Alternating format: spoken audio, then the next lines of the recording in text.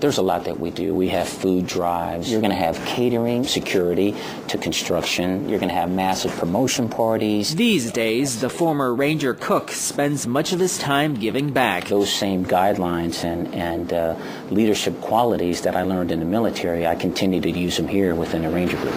But years ago, he was the one in need.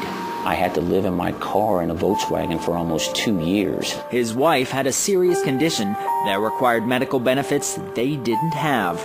Out of money and options, Jones found himself in the recruiting office. He said, well, if you come in as an airborne ranger, we'll give you a bonus, and you can come in immediately. Well, I had no idea what an airborne ranger was. Nobody told me that I would have to jump out of a perfectly good aircraft. And when Ranger wasn't jumping out of planes or cooking for hundreds, he created ice sculptures for extra cash.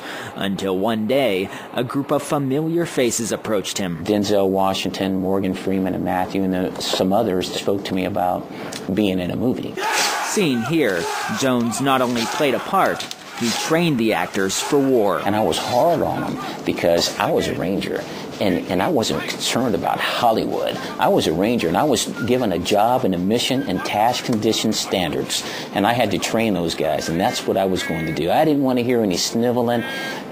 Morgan Freeman, Morgan couldn't walk and chew gum. Then I found out, bless his heart, he was in the Air Force, and he got kicked out of the Air Force, so I really gave him a hard time. He still has the rifle he carried in the film. As I'm watching the fort, and Denzel and Morgan and Matthew and I are laying together, I start to see sand pop up.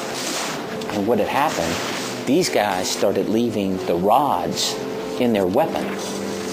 And so they were actually shooting at the fort. To this day, Denzel and Jones are good friends and both significant contributors to the Fisher Foundation. He gets more recognition and publicity for doing what he's done with me than he has with any of his Oscars. Ranger's life experiences and accolades are many, from jumping out of planes with former presidents to creating a booming business. He never forgot his roots. I'm trying to bring on service-disabled veterans and help mentor them and educate them in business so that they can own their own company. So what began as a simple will to survive and provide for his family led to a life he never expected because of the persistence and an attitude of a young man who set foot in the right door. Going after something is the same way that I learned going out of the plane. I didn't want to go out of that plane. I was petrified of heights. But once you go out, there's no turning back. I'm Dave Anarino in Washington.